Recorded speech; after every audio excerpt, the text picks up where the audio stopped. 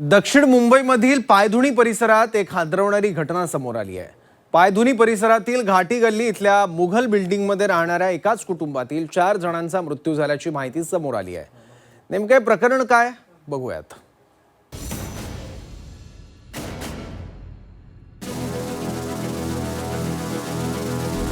विषबाधेतून एकाच कुटुंबातल्या 4घांचा मृत्यू।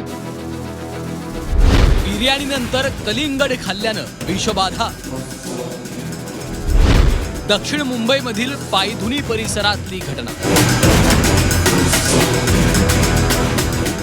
दक्षिण मुंबईमधील पायधुणीत एक धक्कादायक घटना घडली। विषबाधेमुळे एकाच कुटुंबातल्या 4घांचा मृत्यू झाल्यानं खळबळ उडाली। अब्दुल्ला डोकाडिया, नसरीन डोकाडिया आणि त्यांच्या मुली आयशा आणि झैनब अशी मृतांची नावे आहेत।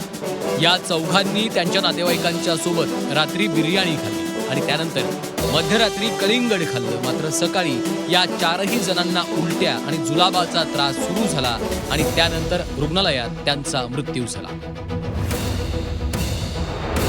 डोकाडिया कुटुंबियांनी नातेवाईकांसोबत शनिवारी रात्री बिर्याणी खाल्ली। त्यानंतर रात्री 1:30च्या सुमारास 4घांनी कलिंगड खाल्लं। कलिंगड खाल्ल्यानंतर 4घांना पोटदुखी, उलट्या आणि चक्कर यायला सुरू झाली।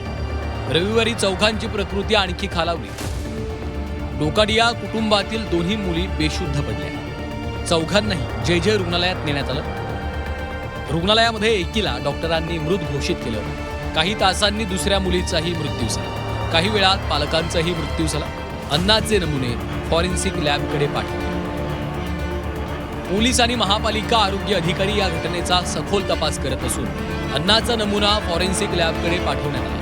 प्राथमिक माहितीनुसार विषबाधा झाल्यामुळे 4घांचा मृत्यू झाल्याचं सांगण्यात येतं। यामध्ये या कुटुंबातील नवरा बायको आणि त्यांच्या 2 मुली यांनी 25 एप्रिल रोजी रात्री इतर काही नातेवाईकांसह जेवण केलं होतं आणि रात्री 10-10:30ला जेवण केल्यानंतर इतर नातेवाईक निघून गेले आणि रात्री 1-1:30च्या सुमारास त्यांनी कलिंगड खाल्ल्याची माहिती मिळालेली आहे आणि यांनी जे काही फूड सॅम्पल्स आणि कलिंगडचे सॅम्पल्स आहेत पोलिसांनी जप्त केलेले आहेत। तसेच त्यांच्या शरीरातील सॅम्पल्स सुद्धा जप्त करून या संदर्भाने या अपघाती अनैसर्गिक मृत्यूची चौकशी चालू आहे।